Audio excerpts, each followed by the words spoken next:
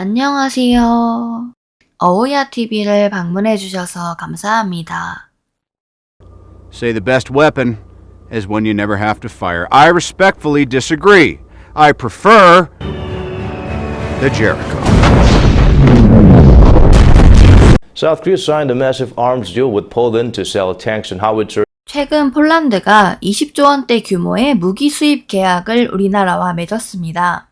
이에 관한 많은 뉴스들이 있는데 이것들을 빠르고 정확하게 정리해 알려드리겠습니다. 2022년 러시아가 우크라이나를 침공했습니다. 많은 군사 전문가들은 러시아의 빠른 승리를 예측했지만 그 예측과는 다르게 우크라이나의 선전이 이어져 전쟁은 장기화가 되어갔습니다. 러시아의 침공은 없을 것이라는 예측을 하고 있던 나토와 주변국들은 러시아의 위협적인 행동에 경악을 금치 못했습니다.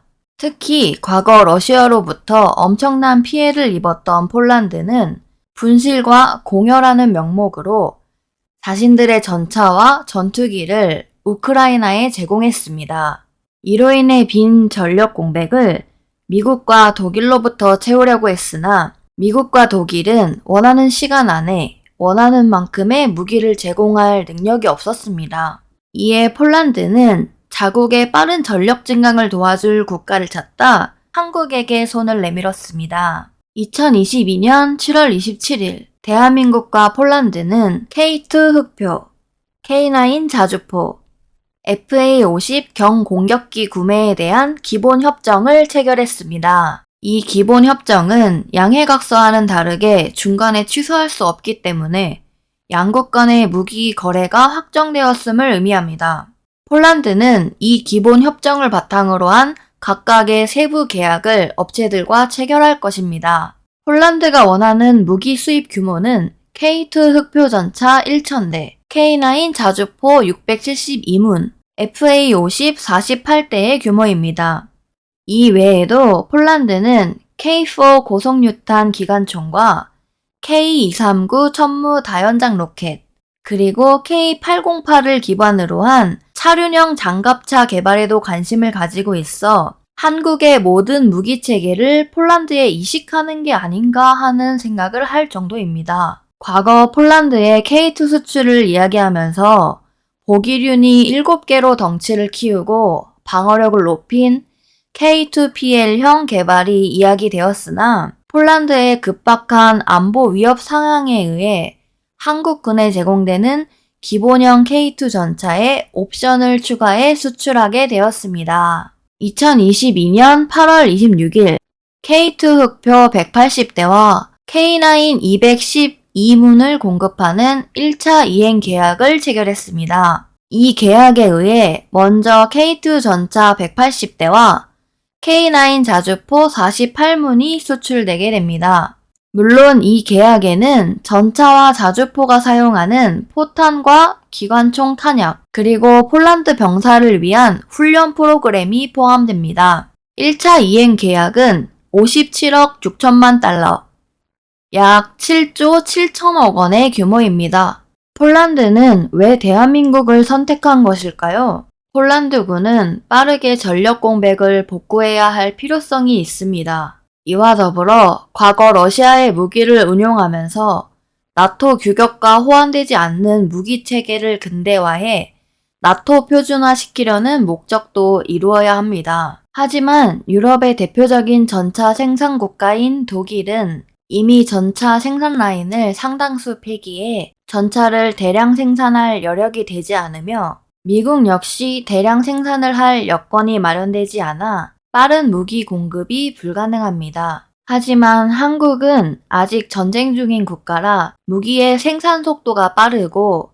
대량 생산이 가능하며 전쟁 사용을 목적으로 무기를 개발하기에 성능이 준수하며 잔고장이 적은 특징을 가지고 있습니다. 뿐만 아니라 가격마저 저렴해 폴란드의 상황을 해결해 줄 수 있는 모든 조건을 갖춘 것입니다. 특히 1차 계약부는 급한 폴란드 상황을 고려해 한국군에게 납품하기로 한 K2 전차와 K9 자주포를 폴란드 사양으로 개조해 보내기로 함으로써 더 빠른 납품이 가능하게 되었습니다. 많은 뉴스에서 한국군에 제공하기로 한 K2 전차와 K9 자주포를 폴란드에 제공함으로써 우리나라 육군의 전력 공백이 생기는 것이 아닌가 하는 우려를 제기했습니다. 하지만 폴란드에 K2 전차와 K9 자주포를 제공하는 것으로 인한 전력 공백은 일어나지 않습니다. 이미 대한민국 국군은 주적인 북한군에 비해 완벽할 정도의 전력 우위를 유지하고 있으며 특히 K1 계열 전차만으로도 북한군의 모든 전차 전력을 상대할 수 있는 능력을 가지고 있습니다. 그래서 폴란드에 무기를 수출하는 것으로 인해 K2 전차의 인도가 몇 달 늦어지는 것으로는 전력 공백, 안보 공백과 무관하다는 것이 국방부의 입장입니다. 기대와 우려가 공존하는 폴란드 무기 수출이 반드시 완료되어야 하는 이유는 3가지 있습니다. 첫 번째는 경제적 이익입니다. 무기 판매 비용, 무기를 운용하기 위한 군수 지원 비용, 훈련 프로그램 및 기타 비용을 포함하면 대한민국이 무기 판매만으로 얻는 경제적 이익도 크지만 수출하기 위한 제조 라인을 유지하고 숙련된 기술자들을 계속 고용할 수 있는 것으로도 큰 경제적 이익입니다. 국내에서 필요한 무기의 수요를 충족하고 추가 도입을 하지 않는다면 생산 라인을 폐쇄해야 하고 숙련된 기술자들은 다른 업종으로 떠날 수밖에 없습니다. 두 번째는 나토 표준 무기가 될 수 있다는 것입니다. 나토, 즉 북대서양 조약기구는 과거 냉전 시대에 만들어진 군사 동맹입니다. 나토 헌장 제5조를 보면 유럽이나 북미에 있는 어느 일국에 대한 무력 공격을 모든 회원국에 대한 공격으로 간주한다. 는 내용은 나토의 존재 목적을 분명히 밝히고 있습니다. 나토 가입국인 폴란드가 대규모의 한국 무기를 운용하게 될 경우 폴란드 주변의 나토 가입 국가들은 한국 무기 도입을 고려할 수 있습니다. 폴란드를 통해 대한민국이 나토의 유럽 방위에 직간접적으로 기여할 수 있다라는 인식을 심어주다 보면 한국은 다양한 군사 분야에서 나토의 좋은 우방국이 될 수 있다는 것을 보여줄 수 있습니다. 또한 대한민국의 무기가 나토에 대량으로 사용되면서 나토 가입국이 무기를 도입할 때 기준이 되는 역할을 기대할 수 있습니다. 마지막으로 3번째는 대한민국의 무기 개발 역량을 강화할 수 있습니다.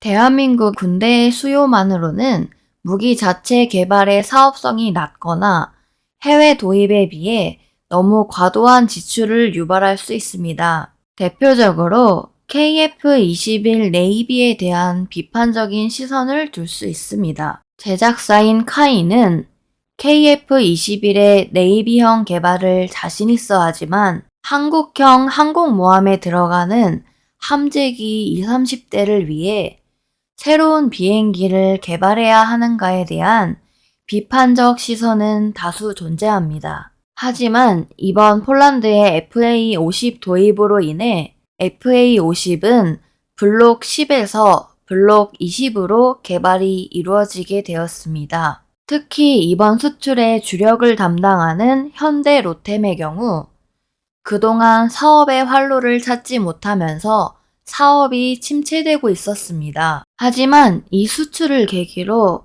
신규 인력을 채용하고 다양한 연구 개발을 추진하면서 고용시장에 큰 활력을 주고 있습니다. 몇몇 사람들은 대한민국의 무기 수출이 늘어나는 것을 보면서 한국이 죽음의 상인 노릇을 하고 있다고 비판하고 있습니다. 이들은 대한민국 정부는 복지와 교육 예산을 늘리는 것은 꺼려하면서 고성능 무기를 개발하고 무기 산업을 고도화하는데 엄청난 돈을 쓰고 있다고 비판합니다. 특히 서로가 서로를 죽이고 있는 분쟁 지역에 한국 무기를 팔아 돈을 버는 것은 도덕적으로 정당성이 없으며 평범한 사람들은 한국이 판매한 무기에 의해 죽거나 고통을 당할 것이라고 비난합니다.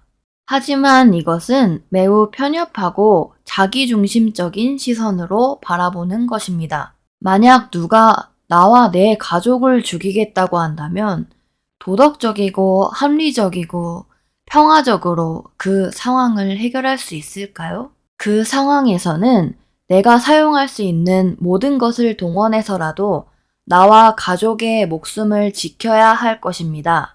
대한민국의 무기는 누군가를 공격하기 위한 것이 아니라 다른 국가로부터 나라와 민족을 보호하기 위한 것입니다. 폴란드뿐만 아니라 대한민국에 무기를 도입하는 모든 나라들도 마찬가지입니다. 오늘은 폴란드의 대한민국 무기 수입에 대해 짧게 이야기해 보았습니다. 강력한 군사력은 국가 안보의 기본입니다. 이상 어우야TV였습니다. 들어주셔서 감사합니다. 구독 버튼을 누르는 센스 잊지 마시길 바랍니다.